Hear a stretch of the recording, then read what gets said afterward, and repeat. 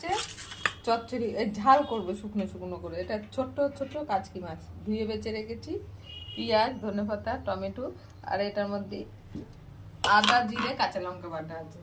তেল গরম করতে দিয়েছি, মাছটাকে হলুদ লবণ মাখিয়ে ভেজে নেবো।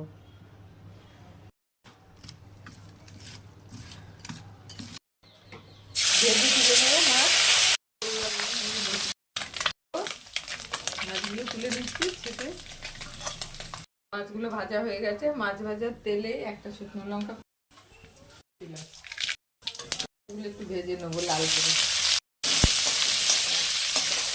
ভাজা হয়ে গেছে, কেটে রেখেছিলাম দিয়ে দিলাম,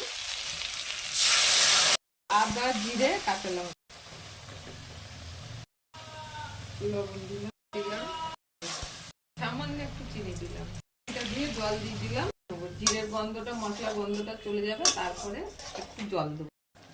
ঠিক আছে, এদের অল্প একটু জল দেবো। মাছগুলো দিয়ে দিলাম।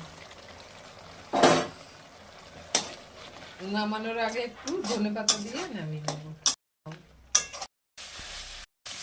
মাছের চচ্চড়িটা ধনেপাতা দিয়ে নামিয়ে নেবো।